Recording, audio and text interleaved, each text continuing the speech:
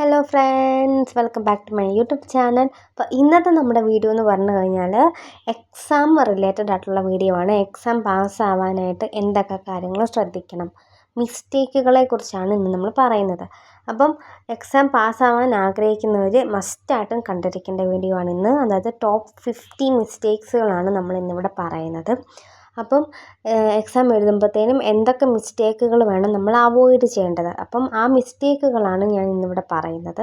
അപ്പോൾ അതൊക്കെ നിങ്ങൾ മനസ്സിലാക്കിയിട്ട്, നേരത്തെ തന്നെ അതൊക്കെ മനസ്സിലാക്കിയിട്ട് എക്സാം പ്രിപ്പയർ ചെയ്തിട്ട് പോവുകയാണെങ്കിൽ മസ്റ്റായിട്ട് നിങ്ങൾക്ക് ഫസ്റ്റ് അറ്റംപ്റ്റിൽ തന്നെ എക്സാം പാസ്സാവാൻ പറ്റും. ഓക്കെ, അപ്പം നമ്മളിവിടെ മെയിനായിട്ട് നോക്കുന്നത് കോമൺ ആയിട്ട് എല്ലാവർക്കും തെറ്റ് വരുന്ന മിസ്റ്റേക്കുകളാണ് ഞാനിവിടെ പറയുന്നത്. അപ്പോൾ ഓരോരുത്തർക്കും ഓരോ മിസ്റ്റേക്കുകളാണ്. അപ്പോൾ കോമൺ ആയിട്ട് വരുന്ന 15 മിസ്റ്റേക്കുകളാണ് ഞാനിവിടെ പറയുന്നത്. അപ്പോൾ അതൊക്കെ നിങ്ങൾ തിരുത്തി നല്ലപോലെ പ്രാക്ടീസ് ചെയ്ത് പോയാൽ മതി, എക്സാം പാസ്സാകാൻ പറ്റും. ഓക്കെ, അപ്പം ഈ വീഡിയോ നിങ്ങൾ ആദ്യമായിട്ടാണ് കാണുന്നതെങ്കിൽ ഈ വീഡിയോ നിങ്ങൾക്ക് ഇഷ്ടപ്പെട്ടെങ്കിൽ ലൈക്ക് ചെയ്യുക, സബ്സ്ക്രൈബ് ചെയ്ത് മുന്നോട്ടും സപ്പോർട്ട് ചെയ്യുക, നിങ്ങളുടെ അഭിപ്രായങ്ങൾ കമൻറ്റ് ചെയ്യുക. ഓക്കെ, അതുപോലെ തന്നെ നമ്മൾ ഓൺലൈനായിട്ട് ക്ലാസ് എടുക്കുന്നുണ്ട്. ഗ്രാമർ ക്ലാസ് ഉണ്ട്, അതുപോലെ തന്നെ ഓരോ ലെവലനുസരിച്ചുള്ള ഗ്രാമർ പോർഷൻസും ഉണ്ട്, എക്സാം പ്രിപ്പറേഷൻസൊക്കെ ഉണ്ട്. താല്പര്യമുള്ളവർ നമ്മുടെ ചാനൽ ലിങ്ക്, ഇൻസ്റ്റാ ലിങ്ക് ഞാൻ കൊടുത്തിട്ടുണ്ട് നമ്മുടെ ചാനൽ ഡിസ്ക്രിപ്ഷനിൽ. താല്പര്യമുള്ളവർ അതിന് കയറി എനിക്ക് മെസ്സേജ് ഇട്ടാൽ മതി.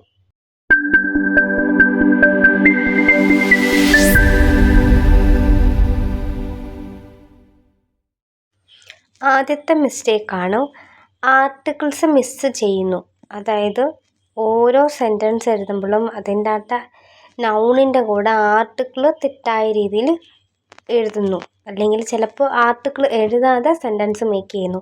അത് തന്നെയാണ് ഏറ്റവും വലിയ മിസ്റ്റേക്ക്. ആദ്യത്തേത് തെർദീദസ്തി, അതിൻ്റെ ഒരു കൺഫ്യൂഷൻ വരുന്നത്, അതൊക്കെ. അപ്പോൾ നമ്മൾ അതെങ്ങനെയാണ് നോക്കുന്നത്? ഒരു ബൈസ്പിയിലാണ് ഇവിടെ കൊടുത്തിരിക്കുന്നത്. ഇഷ് ഹാബെ താസ് പോഹ്, അതാണ് കറക്റ്റ് വേർഷൻ.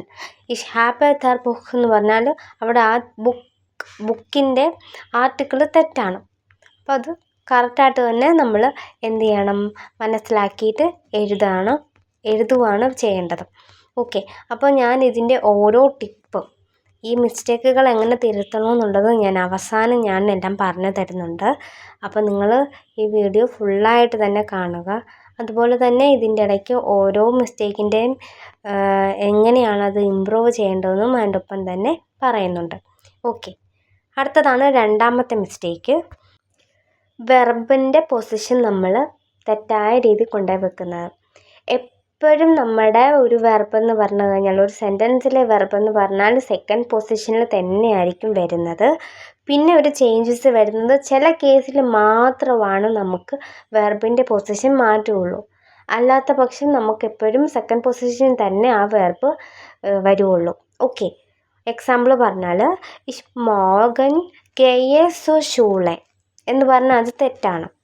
അവിടെ എന്താണ്, തേർഡ് പൊസിഷനിലാണ് അവിടെ ഒരു വെർബ് വന്നിരിക്കുന്നത്. അതങ്ങനെ ഒരിക്കലും വരത്തില്ല. എഴുതുമ്പോൾ എങ്ങനെ വരും?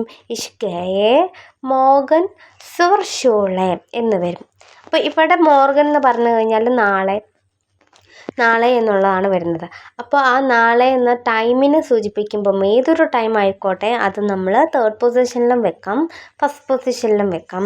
ഫസ്റ്റ് പൊസിഷനിലാണ് വെക്കുന്നതെങ്കിൽ മോർഗൻ ഗെയെ ഈസ് സോ ഷൂളെ എന്നാകും. അതായത് ഫസ്റ്റ് പൊസിഷനിൽ ടൈം വെച്ച് കഴിഞ്ഞാൽ പിന്നെ വെർബായിരിക്കും, പിന്നെ സബ്ജക്റ്റ്, പിന്നെ എന്താണോ നമുക്ക് പറയേണ്ട ഒബ്ജക്റ്റ്, അത് വരും. അപ്പോൾ ഓരോ സെൻറ്റൻസ് മേക്ക് ചെയ്യുമ്പോഴും വെർബ് ഏത് പൊസിഷനിലാണ് വെക്കേണ്ടത്, അല്ലെങ്കിൽ കറക്റ്റ് രീതിയിലാണോ കോൺജുഗേറ്റ് ചെയ്ത് എഴുതിയിരിക്കുന്നതെന്ന് നോക്കുക. അതുപോലെ തന്നെ ആ സെൻറ്റൻസിൽ വയൽ, ദസ് എന്ന കണക്ടോഴ്സ് വെച്ചിട്ടുണ്ടെങ്കിൽ ആ കണക്ടോർ വെക്കുന്ന പൊസിഷൻ അനുസരിച്ച് വെർബിൻ്റെയും പൊസിഷൻ മാറ്റം വരും. ഓക്കെ, കണക്ടോറൻ വെക്കുമ്പോഴത്തേനും ഒരു നേബൻ സാറ്റ്സിലാണ് കണക്ടോറൻ വെച്ചതെങ്കിൽ ആ സെൻറ്റൻസിലെ വെർബ് ആമൻ്റെയിൽ പോകും. ഓക്കെ, മൂന്നാമത്തെ മിസ്റ്റേക്കാണ് sentence translation word by word ചെയ്യരുത്. നമ്മൾ ഒരു ട്രാൻസ്ലേഷൻ ചെയ്യുമ്പോഴത്തേനും അത് വേർഡ് ബൈ വേർഡായിട്ട് നമ്മൾ ചെയ്യുക. അതൊരിക്കലും ചെയ്യരുത്. അവിടെ അത് നമുക്ക് മിസ്റ്റേക്ക് വരുത്തുകയുള്ളൂ. ജർമ്മൻ ലാംഗ്വേജ് അല്ലെ ഒരു പുതിയൊരു ലാംഗ്വേജ് ചെയ്യുന്നത് കൊണ്ട് അല്ലെ പഠിക്കുമ്പോഴത്തേനും നമ്മൾ ഒരിക്കലും ഒരു വേർഡ് തന്നെ അങ്ങോട്ടും ഇങ്ങോട്ടും തന്നെ ട്രാൻസ്ലേറ്റ് ചെയ്യുമ്പോൾ അത് തെറ്റേ വരത്തുള്ളൂ. അതുകൊണ്ട് ഒരിക്കലും അങ്ങനെ ഡയറക്റ്റ് ട്രാൻസ്ലേറ്റ് ചെയ്യരുത്. അതുപോലെ തന്നെയാണ് മലയാളവും ഡയറക്റ്റ് അതേപടി ട്രാൻസ്ലേറ്റ് ചെയ്യരുത്. അത് തെറ്റായിരിക്കും എപ്പോഴും തെറ്റായിരിക്കും വരുന്നത്. അതായത് എക്സാമ്പിൾ പറയുവാണെങ്കിൽ എന്താണ്, ഇഷ് ബിൻ 25 Jahre alt എന്നുള്ളത് അത് മലയാളം വെച്ച് വരുമ്പോൾ എന്താണ്, ആ സെയിം ഓർഡർ തന്നെയാണ് ഇത് വരുന്നത്. പക്ഷേ എല്ലാ സെൻറ്റൻസുകളും ആ ഒരു മലയാളം ട്രാൻസ്ലേഷൻ്റെ സെയിം രീതിയിൽ തന്നെ വരികയില്ല. ഓരോ സെൻറ്റൻസിനും ജർമ്മൻ ലാംഗ്വേജിൻ്റെ അനുസരിച്ച് അല്ലെങ്കിൽ ഗ്രാമറിനനുസരിച്ചുള്ള ഒരു സെൻറ്റൻസ് സ്ട്രക്ചറുണ്ട്. ആ രീതിയിലേക്ക് വേണം നമ്മൾ സെൻറ്റൻസിനെ മാറ്റി എഴുതാൻ അല്ലെങ്കിൽ ട്രാൻസ്ലേറ്റ് ചെയ്ത് എഴുതാനായിട്ട്. അടുത്തതാണ് നാലാമത്തെ മിസ്റ്റേക്ക് കോമൺ തന്നെയാണ്. കാരണം ക്യാപിറ്റലൈസേഷൻ ഇഗ്നോർ ചെയ്യുന്നത്. അത് ഒരിക്കലും ഇഗ്നോർ ചെയ്യരുത്. കാരണം നമ്മുടെ നൗൺസ് എന്ന് പറയുമ്പോൾ ഏതാണ്, നെയിംസ്, പ്ലേസ്, തിങ്സ്, ഇതെല്ലാം നൗൺസാണ്. ഈ നൗണുകളെല്ലാം ക്യാപിറ്റലായിരിക്കുമല്ലോ. അപ്പോൾ അത് ഓർക്കുക. ആർട്ടിക്കിളും കാണും കൂടെ. അപ്പോൾ ആർട്ടിക്കിൾ എഴുതുന്ന ഏതൊരു കാര്യവും അത് നൗണാണ്. അപ്പം ക്യാപിറ്റൽ ലെറ്ററിലായിരിക്കും ആ നൗണ് സ്റ്റാർട്ട് ചെയ്യേണ്ടത്. ഓക്കെ, അപ്പോൾ അതാണ് നമ്മൾ മെയിനായിട്ട് ശ്രദ്ധിക്കേണ്ടത്. നമ്മുടെ ജർമ്മൻ ലാംഗ്വേജിൽ സെൻറ്റൻസിലെ എല്ലാ നൗൺസുകളും ക്യാപിറ്റലാണ്. ഓക്കെ, അപ്പോൾ zum Beispiel das Auto, die Lampe. കണ്ടോ? അപ്പോൾ ആ ഓരോ ആർട്ടിക്കിളും വരുന്നുണ്ട്. അതിൻ്റെ ഒപ്പം തന്നെ അതിൻ്റെ ആ വേർഡിൻ്റെ ആദ്യത്തെ ലെറ്റർ ക്യാപിറ്റലാണ്. ഓക്കെ, അപ്പോൾ അതും നിങ്ങൾ മസ്റ്റായിട്ടും മനസ്സിലാക്കി വെക്കുക. ഈ ക്യാപിറ്റലൈസേഷൻ വരുന്നത് മിസ്റ്റേക്ക് എങ്ങനെ നമുക്ക് ഒഴിവാക്കാം? നമ്മളൊരു എക്സാമ്പിളായിട്ട് ഒരെണ്ണം എഴുതുമ്പോൾ തന്നെ എഴുതിക്കഴിഞ്ഞു കംപ്ലീറ്റ് നമ്മളത് എഴുതി കഴിയുമ്പം ജസ്റ്റ് ഒന്നുകൂടെ നമ്മൾ റൗണ്ട് ചെയ്ത് നോക്കുക.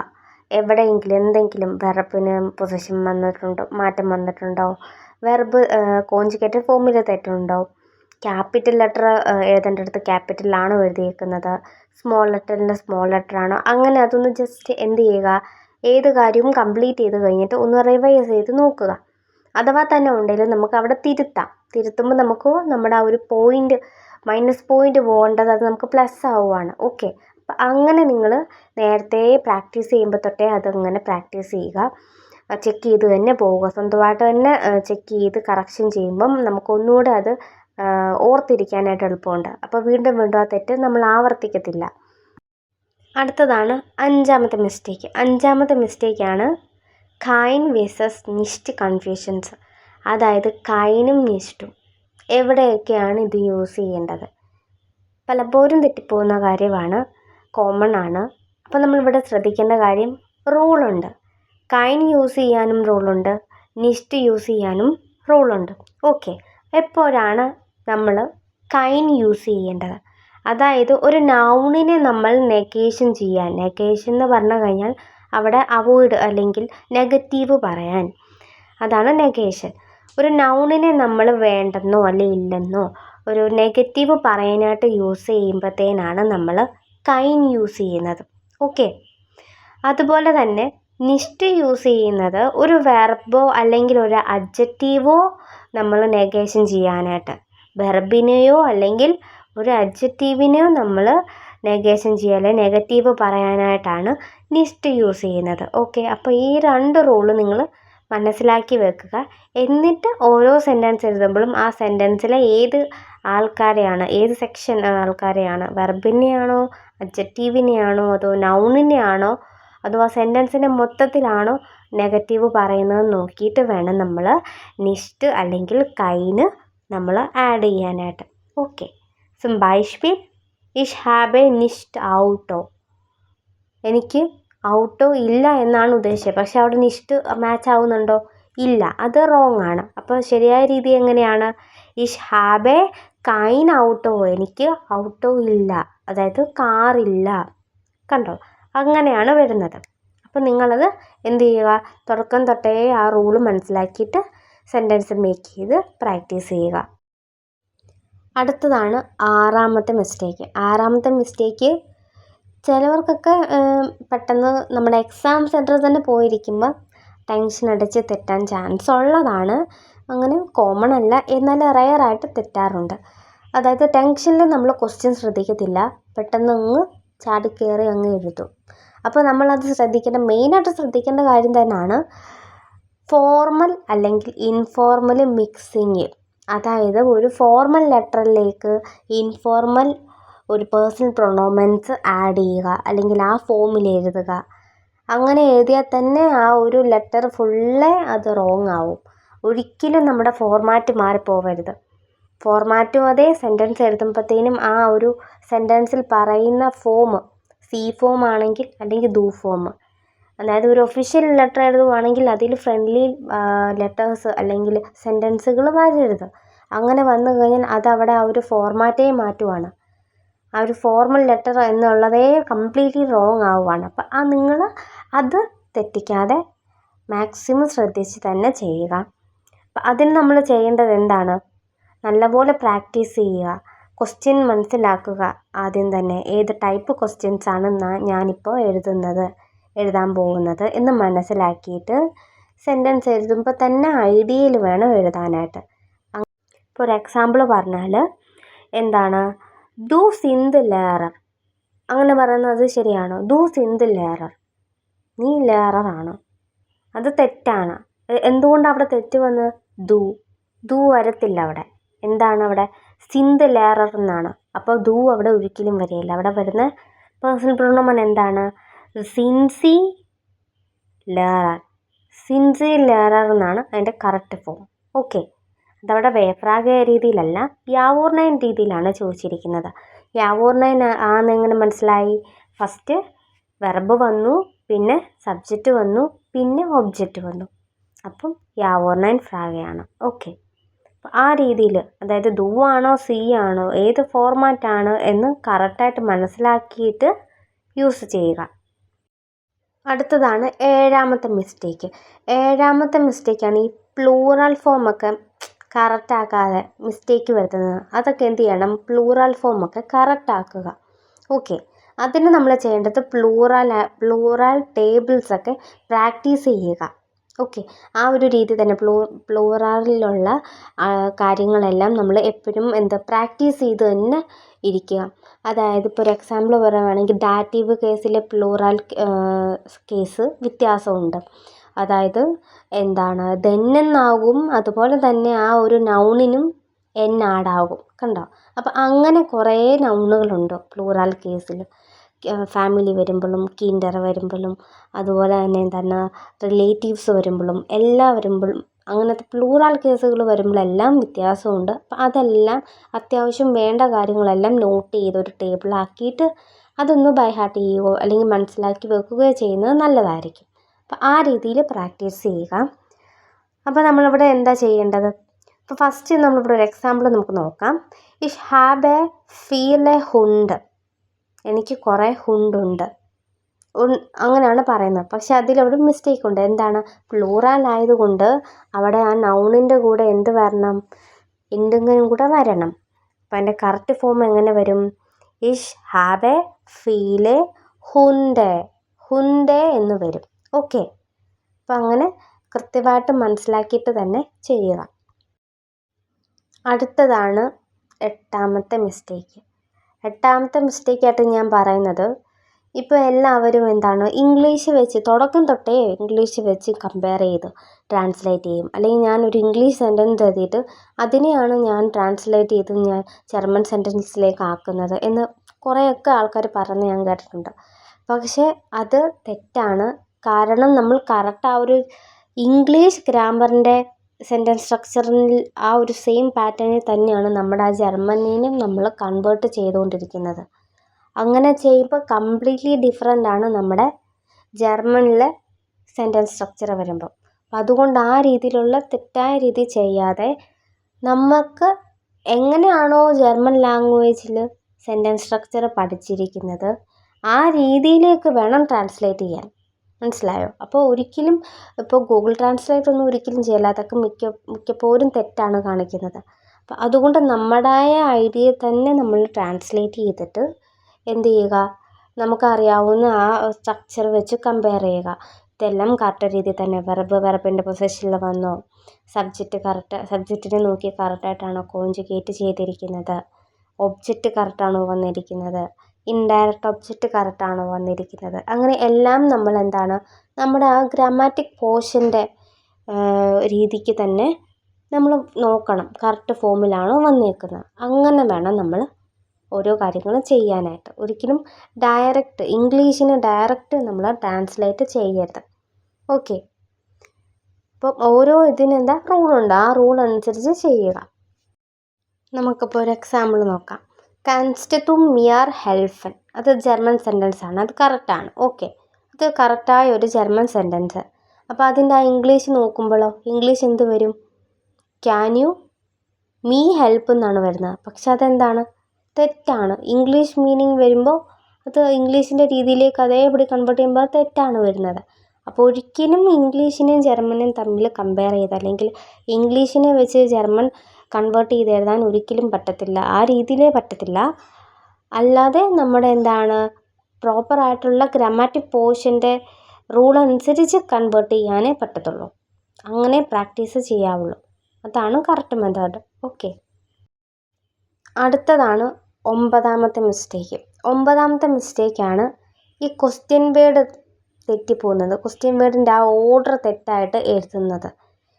അതെന്നാന്ന് വെച്ച് കഴിഞ്ഞാൽ ആദ്യം തന്നെ ക്വസ്റ്റ്യൻ ചോദിക്കുമ്പോൾ എങ്ങനെയാണ് അതിൻ്റെ സ്ട്രക്ചർ വരുന്നതെന്ന് മനസ്സിലാക്കുക. ഒരു വേഫ്രാഗയാണെങ്കിലും വേഫ്രാഗയുടെ സ്ട്രക്ചറാണ് ക്വസ്റ്റ്യൻ വേർഡ് ആദ്യം വരും, എന്നിട്ട് എന്ത് വരും? വെർബ് വരും, പിന്നെ സബ്ജക്റ്റ് വരും. ഓക്കെ, അതേ സ്ഥാനത്ത് യാവർണൈനാണെങ്കിൽ എന്ത് വരും? വെർബ് വരും, സബ്ജക്റ്റ് വരും, പിന്നെ എന്താ? ഒബ്ജക്റ്റ് വരും. അങ്ങനെയാണ് വരുന്നത്. അപ്പോൾ ഇവിടെ ഒരു എക്സാമ്പിൾ കൊടുത്തിരിക്കുന്നത് എന്താണ്? ദു കോംസ് ടു വൺ. ദു കോംസ് ടു വൺ എന്ന് പറഞ്ഞാൽ അത് തെറ്റാണ്. അതവിടെ എന്താണ്? സബ്ജക്റ്റ്, വെർബ്, പിന്നെയാണ് വേഫ്രാഗ വന്നേക്കുന്നത്. അപ്പോൾ അങ്ങനെയല്ല വരേണ്ടത്. വേഫ്രാഗ ആദ്യം വരണം, അപ്പം വൺ. അത് കഴിഞ്ഞ് എന്താണ്? ഏത് സബ്ജക്റ്റാണോ പറയുന്നത് അതനുസരിച്ചാണ് വരുന്നത്. ഇവിടെ ഒരു ഫ്രണ്ട്ലി രീതിയിലാണ്, ദു ഫോമിലാണ് ചോദിച്ചിരിക്കുന്നത്. അതുകൊണ്ടാണ് അവിടെ കോംസ്റ്റ് എന്ന് വന്നത്. അപ്പം വൺ കോംസ്റ്റ് ദു. പക്ഷേ അതൊരു സി ഫോമിലാണെങ്കിൽ വൺ കൊമ്മൻ സി എന്ന് വരും. ഓക്കെ, അങ്ങനെ ഓരോ വേഫ്രാഗ ചോദിക്കുമ്പോഴും വേഫ്രാഗ വെച്ച് കഴിഞ്ഞാൽ പിന്നെ വെർബായിരിക്കും, എന്നിട്ടാണ് സബ്ജക്റ്റ് വരുന്നത്. അടുത്തതാണ് 10ാമത്തെ മിസ്റ്റേക്ക്. 10ാമത്തെ മിസ്റ്റേക്കാണ് കോമൺ ആയിട്ട് കാണുന്നതാണ്. കാരണം ഇൻഫിനിറ്റീവ് മിറ്റ്സു എപ്പോഴാണ്? ഒരു സെൻറ്റൻസിൽ 2 വെർബ് യൂസ് ചെയ്യുമ്പോഴത്തേനും നമുക്ക് ഉപയോഗിക്കാൻ പറ്റുന്ന ഒരു ഗ്രാമാറ്റിക് പോർഷനാണ് ഈ ഇൻഫിനിറ്റീവ് മിറ്റ്സു. ഓക്കെ, അതായത് 2 വെർബ്, ഒരു സെൻറ്റൻസ് 2 വെർബ് യൂസ് ചെയ്യുന്നുണ്ടെങ്കിൽ ആ 2 വെർബിന് യൂസ് ചെയ്യാനായിട്ട് വേണ്ടിയാണ് ഈ സൂ അവിടെ നമ്മൾ ആഡ് ചെയ്യുന്നത്. അപ്പോൾ അങ്ങനെ ചെയ്യുമ്പോൾ എന്ത് ചെയ്യണം? ആ 2 വെർബ് വെക്കുന്ന സെൻറ്റൻസിൽ ആ 2ാമത്തെ വെർബ് ഇൻഫിനിറ്റീവ് ഫോമിലും പോകും, അതിന് മുമ്പായിട്ട് സൂവും ആഡ് ചെയ്യണം. ഓക്കെ, അങ്ങനെയല്ലേ? അപ്പോൾ നമ്മൾ എന്ത് ചെയ്യണം? ഇഷ് ഹാബ് എ കൈനെ സൈഡ് ലേസൺ എന്ന് പറഞ്ഞാൽ അവിടെ തെറ്റാണ്. അവിടെ 2 വെർബ് ചുമ്മാ വെക്കാൻ പറ്റത്തില്ല. അങ്ങനെ വെക്കുവാണെങ്കിൽ അവിടെ സൂ ആഡ് ചെയ്യണം. അപ്പോൾ അവിടെ ആഡ് ചെയ്തിട്ടില്ല, അപ്പോൾ അത് റോങ് ആണ്. അപ്പോൾ അതിൻ്റെ റിയൽ ആയിട്ടുള്ള കറക്റ്റ് വേർഷൻ എങ്ങനെയാണ്? ഇഷ് ഹാബ് എ കൈനെ സൈഡ് സു ലേസൺ. എനിക്ക് വായിക്കാനായിട്ടുള്ള സമയം കിട്ടിയില്ല. കണ്ടോ? അങ്ങനെയാണ് വരുന്നത്. അപ്പം സൂ ആഡ് ചെയ്യേണ്ടടുത്ത് ചെയ്യുക. പക്ഷേ ചില കേസുകളിൽ സൂ ആഡ് ചെയ്യാൻ പറ്റത്തില്ല. ഏതൊക്കെ കേസുകൾ? മൊഡാൽ വെർബ്, ഫുട്ടൂറൈന്, പിന്നെ ഗപ്ല ഹോസെ എന്ന് പറയുന്ന വെർബുകൾ വരുമ്പോഴും ഒക്കെ നമുക്ക് സൂ ആഡ് ചെയ്യാൻ പറ്റുകയില്ല. ബാക്കി ഏത് കേസിലും 2 വെർബുകൾ വെക്കുന്നുണ്ടെങ്കിൽ സൂ ആഡ് ചെയ്യാം. ഒരു വെർബ് സെക്കൻഡ് പൊസിഷനിൽ കോൺജുഗേറ്റ് ചെയ്യുമ്പം 2ാമത്തെ വെർബ് ഇൻഫിനിറ്റീവ് ഫോമിൽ ആമൻഡയിൽ പോകും. ഓക്കെ, അടുത്തതാണ് 11ാമത്തത്.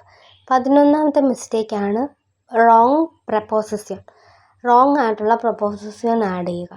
ഓക്കെ, അപ്പം അത് സിമ്പിളാണ്, ഒരു ചെറിയൊരു പോർഷനാണ്. അതൊന്ന് മനസ്സിലാക്കി കഴിഞ്ഞാൽ നമുക്ക് ആ ഒരു മിസ്റ്റേക്ക് വളരെ പെട്ടെന്ന് തന്നെ തിരുത്താൻ പറ്റും. അപ്പോൾ അത് നിങ്ങൾ എന്ത് ചെയ്യണം? തുടക്കം തന്നെ അത് മിസ്റ്റേക്ക് തിരുത്തി പ്രാക്ടീസ് ചെയ്യുക. ഓക്കെ, അപ്പോൾ എന്താണ് ഇം എന്നൊക്കെ നമ്മൾ ആഡ് ചെയ്യത്തില്ല ഓരോ സെൻറ്റൻസുകൾ എഴുതുമ്പോഴും. അപ്പോൾ അതൊക്കെ കറക്റ്റായിട്ട് തന്നെ മനസ്സിലാക്കിയിട്ട് ചെയ്യുക. അതായത് zum Beispiel ഇഷ്കേയെ ഇം കീനോ. ഇം കീനോ എന്ന് അവിടെ പറയാൻ പറ്റുകയില്ല. കാരണം എന്താണ്, ഇൻ ദം കീനോ എന്ന് വരും. അതവിടെ അങ്ങനെ പറയാൻ പറ്റില്ല. അതിന് പറ്റും നമ്മൾ എന്ത് ചെയ്യണം, ഇഷ്കേയെ ഇൻസ് കീനോ എന്നാണ് അതിൻ്റെ കറക്റ്റ് ഫോം വരുന്നത്. അപ്പോൾ ആ രീതിയിൽ വേണം എഴുതാനായിട്ട്. അപ്പോൾ അങ്ങനെ എഴുതണമെങ്കിൽ നമ്മൾ എന്ത് ചെയ്യണം, ഈ പ്രപ്പോസിഷൻ എപ്പോഴൊക്കെ യൂസ് ചെയ്യണം, ഏതൊക്കെ കാര്യങ്ങളിലാണ് ഈ അല്ലെ ഇൻ ഒക്കെ യൂസ് ചെയ്യുന്നതെന്ന് നോക്കാം. അപ്പം അതിന് നമ്മൾ എന്ത് ചെയ്യണം, കുറച്ച് കാര്യങ്ങൾ അറിയണം. നമ്മൾ യൂസ് ചെയ്യുന്നത് എപ്പോഴൊക്കെയാണ്, ഒരു ടൈം പറയുമ്പോഴത്തേനും, ടൈം കാര്യങ്ങൾ പറയുമ്പോൾ മാത്രമാണ് നമ്മൾ യൂസ് ചെയ്യുന്നത്. അതായത് 7 Uhr 12 Uhr അങ്ങനെ ടൈം പറയുമ്പോഴത്തേനാണ് നമ്മൾ യൂസ് ചെയ്യുന്നത്. ടൈം പറയുന്നതിന് മുമ്പ് യൂസ് ചെയ്യുക. ഓക്കെ. അടുത്തതാണ് ഇം യൂസ് ചെയ്യുന്ന എപ്പോഴാണ്, ഒരു സീസണെ കുറിച്ച് പറയുക, അല്ലെങ്കിൽ മന്ത്, ഞാൻ ഇന്ന മന്തിലെത്തും, എന്താണ്, സെപ്റ്റംബർ, ഓഗസ്റ്റ് എന്ന്. ഓക്കെ. അല്ലെങ്കിൽ സീസൺ പറയുവാണെങ്കിൽ സൊമ്മർ. കണ്ടോ. അപ്പം സീസണും മന്തും പറയുമ്പം യൂസ് ചെയ്യും. ടൈമിനും ഡേനും. പിന്നെ എന്താണ്, ടൈം ഓഫ് ഡേ എന്ന് പറയുമ്പം ആബൻഡ്, മോർഗൻ, അങ്ങനെയുള്ള കാര്യങ്ങൾ പറയാൻ. അപ്പോൾ ഇത് മൂന്നും ചെറിയൊരു ഗ്രാമർ പോർഷനാണ്. ഇത് നിങ്ങൾ മനസ്സിലാക്കി വെച്ചിട്ട് പ്രാക്ടീസ് ചെയ്യുക. അടുത്തതാണ് 12ാമത്തെ മിസ്റ്റേക്ക്. 12ാമത്തെ മിസ്റ്റേക്കാണ്, ഇത് കോമൺ ആയിട്ട് മിക്കവരും ചെയ്യുന്നതാണ്. എന്താണ്, ഇഷ് ബിൻ, ഇഷ് ഹാബെ എന്നുള്ളത് മിക്സ് ചെയ്ത് പറയുന്നത്. അതായത് കറക്റ്റ് ഒരു അഡ്ജക്റ്റീവിൻ്റെ കൂടെ അല്ല അത് യൂസ് ചെയ്യുന്നത്, അല്ലെങ്കിൽ കറക്റ്റായിട്ടുള്ള കാര്യങ്ങളുടെ കൂടെ അല്ല യൂസ് ചെയ്യുന്നത്. ബൈസ്പിൽ ഇഷ് ഹാബെ മ്യൂടെ. ഇഷ് ഹാബെ മ്യൂടെ എന്ന് പറഞ്ഞാൽ അതവിടെ തെറ്റാണ്. ഒരു മാച്ചും വരുന്നില്ല അവിടെ.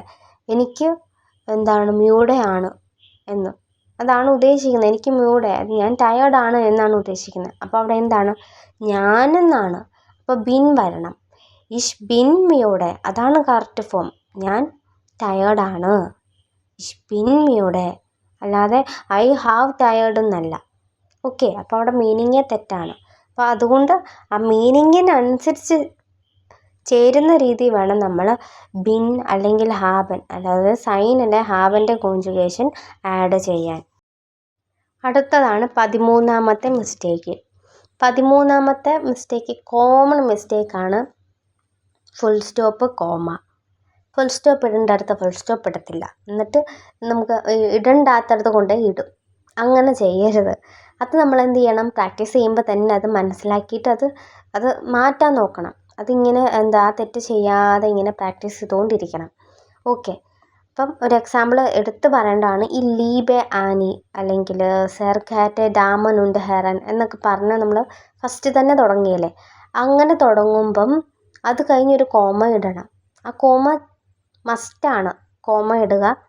അത് കഴിഞ്ഞ് അങ്ങനെ ഒരു സെൻറ്റൻസ് വെച്ച് കഴിഞ്ഞ് അടുത്ത സെൻറ്റൻസ് സ്റ്റാർട്ട് ചെയ്യുമ്പോൾ എന്ത് ചെയ്യണം, അടുത്ത സെൻറ്റൻസും ആ കറക്റ്റ് നമ്മൾ ഫസ്റ്റ് സെൻറ്റൻസ് എത്തിയതിൻ്റെ കറക്റ്റ് കീഴെ തന്നെ, അതായത് താഴെ തന്നെ, തൊട്ട് താഴെ തന്നെ വേണം സ്റ്റാർട്ട് ചെയ്യാനും. ആ സ്റ്റാർട്ട് ചെയ്യുന്ന ലെറ്റർ സ്മോൾ ലെറ്ററിലും ആയിരിക്കണം.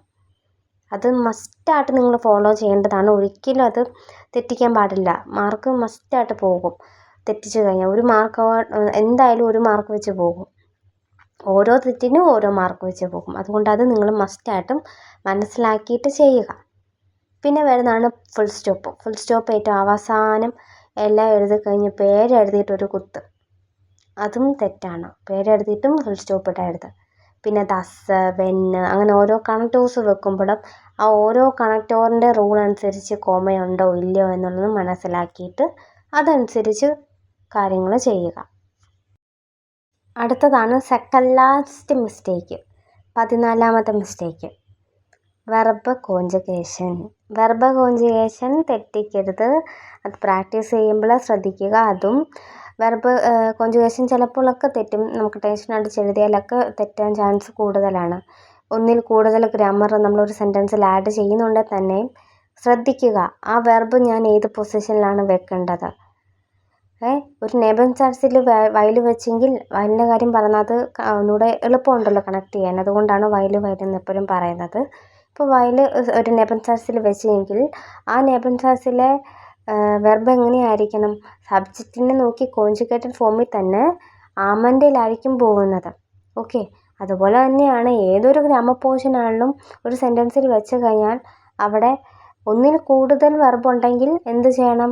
സു ആഡ് ചെയ്തിട്ട് ഇൻഫിനിറ്റീവ് ഫോമിൽ വെർബ് പോകുക.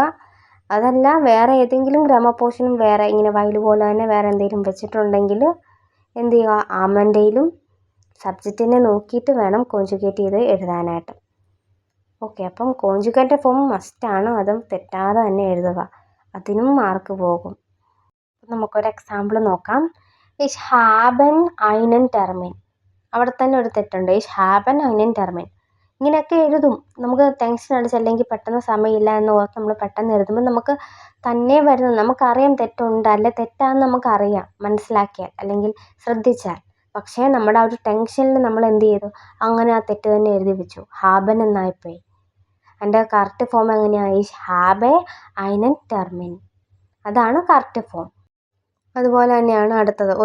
ഒരു കണക്ടോറം വെച്ച് കഴിഞ്ഞാൽ ഇപ്പോൾ വൈൽ തന്നെ, വൈൽ ഇഷ് ഐനൻ ടെർമിൻ ഹാബൻ. കണ്ടോ?